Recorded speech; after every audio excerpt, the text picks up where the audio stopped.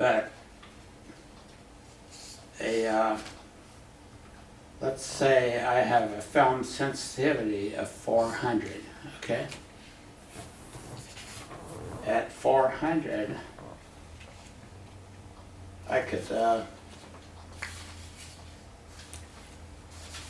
higher this ISO number, the more sensitive the film or the sensor is.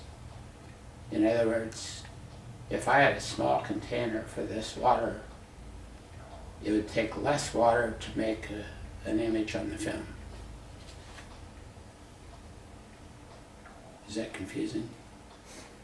So it's like in the water analogy, like previously we were using a cup of water to pour it through, but as this ISO number changes, Take less water. it actually takes a half a cup to call that cup of water full. Right. To get the same image on film. Okay. Would you say the higher the ISO number, the more sensitive? Yes. It And- takes less light then to get the same Right. picture. Because yep, I get it.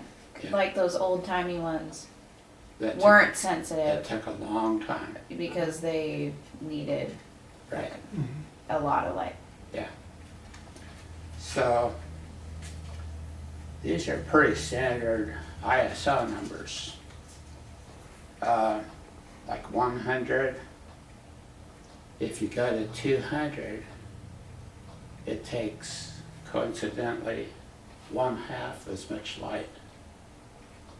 Okay? If you go from 200 to 400, it takes half as much light. 400 to 800, it takes half as much light. You see any correlation between shutter speeds, f-stops? Mm-hmm. Everything on the standard level is based on standards or absolutes.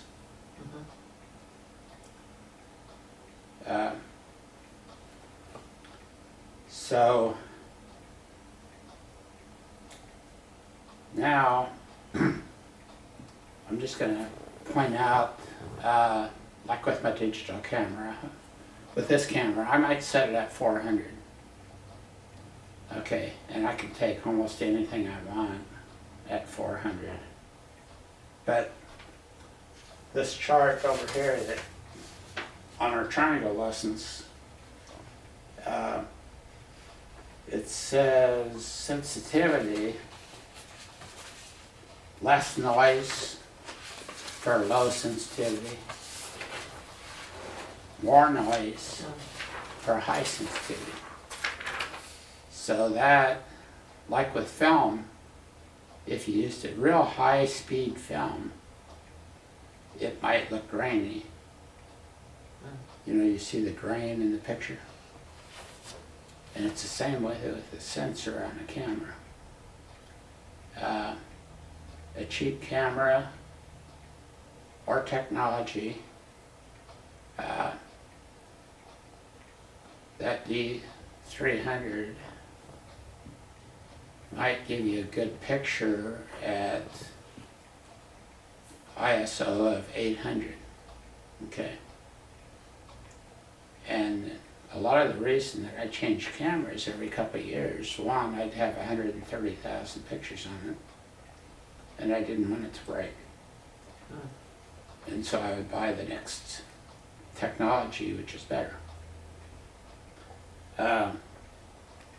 This one has a ISO, the highest one, I think of 12,000 or 25,000. So as technology gets better, and you pay more for that also. This is 48 megapixel, which is a huge file. So, but with film or with your digital, the higher ISO you go, the more noise you have in that picture. The And more it especially- sees, right? The more it picks up. Yeah, Because it doesn't need as much light, but you're still in the world, so it's getting that much light. Is that what you mean? Like, any picture you take, it's picking up more light than my old camera does. Oh, for sure. Right. Okay. I see what you're saying. Yeah. So I want And to. that D300 is very good. I still have a D300S that I keep in the car all the time. I use it all the time.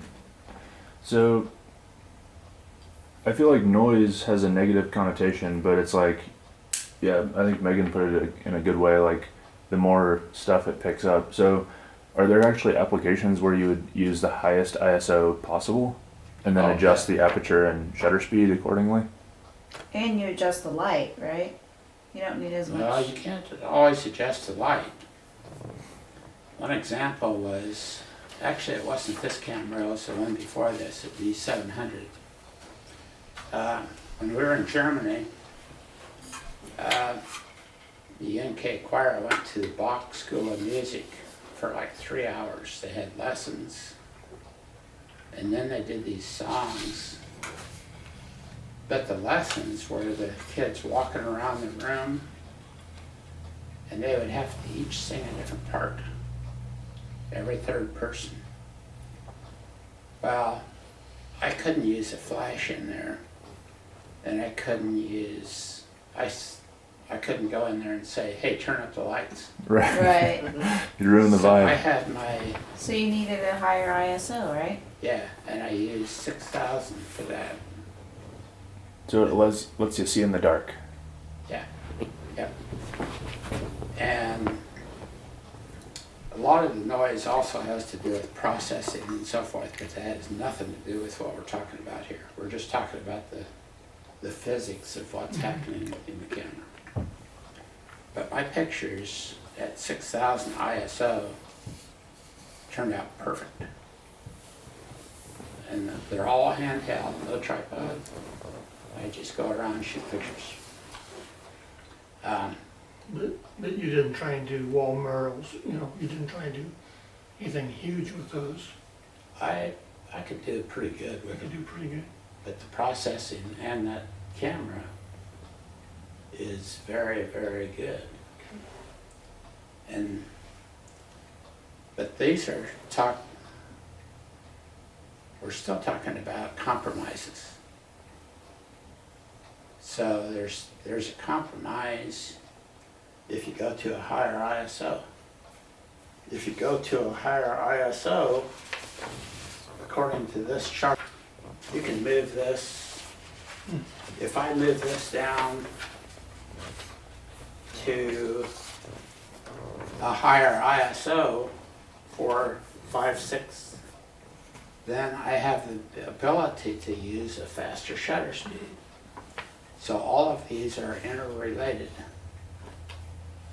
And that's what you really have to understand. And there's a compromise here, because if I get too slow, I get camera blur. If I get too high of an ISO, I might get more grain and noise in the picture. So it won't look as clean. Your absolute best image with any camera is the lowest ISO that it has. And so having, like I do almost everything now at 400 or even 250. But I'm going to go back to, okay, Hasselblad days. Shooting a wedding with this, the best film that I had in the 70s was an ISO of 100. You couldn't even get us 400. And so consequently, there was a lot of tripod work and so forth, if I wanted a sharp image, which I did. We also had to adjust it as the day went, from going from a lot of light to maybe a reception or a dance that had Yeah, less and light. but that you use flash to compensate. Right. Yeah, to fill more light. So I remember buying high ISO for more sports stuff. But then, if you didn't use up the entire roll of film, Right, you might be using it in a different situation. yeah. But the point there is, there is nothing available over a ISO of 100. Mhm. So then I go back to this Nikon with the 1.4 lens. At 1.4, let's say I have ISO of 100. And I'm shooting a picture, and I bought a camera that has a 2.8 lens, okay? So at 2.8, let's say I'm shooting at a 30th of a second, okay? At a 30th of a second, if my subject moves at all, even a hand, it's going to be blurry, okay? But that's at 2.8. A lot of cameras are 2.8. Okay, this one, how much more light do I have if I go to f2 instead of 2.8? Twice as much. Which means that instead of a 30th of a second, We can go to 15. I can go to 60th. 60th? 60th. Okay? If I shoot that same picture at 1.4, I can go from a 60th to, 125. 125th. Right. right, at 125th of a second, that person that moves his hand is not going to be blurry. So with the same camera, same film that's available, The correct I can adjustments. get a better picture. That's why I have a 1.4 lens. Okay? Okay. So, on the ISOs, I'm saying how I normally shoot at 400 or 250 ISO. My film, the black and white film, this is a picture, this is the camera I used for the Ski Nebraska poster, okay? In order to make an 11 by 14 out of that without getting grainy, I used what's called Panatomic X,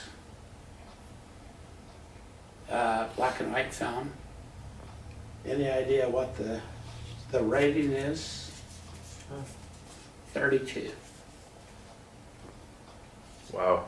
For ISO? Yeah. Oh. Wow. And I had a way of processing it myself that I'd leave it in the developer for, instead of 6 minutes, maybe 9 minutes. And it was all calculated. But I could rate it at 200. And when I was shooting concerts, handheld, I would rate it at 200.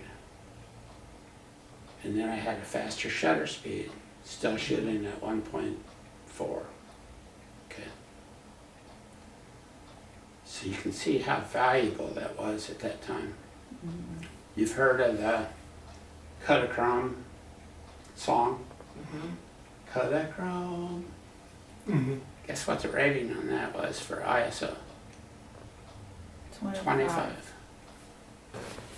So to shoot Kodachrome, you had to have everything right on. You had to calculate your depth of field. You had to get your right shutter speed, tripod if necessary. So it was very, very difficult.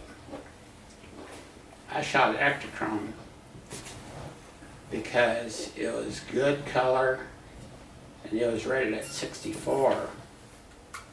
But the thing is that you could process it yourself if you had the equipment. So there are labs that would, but Kodachrome, you had to send it to Kodak to get it processed.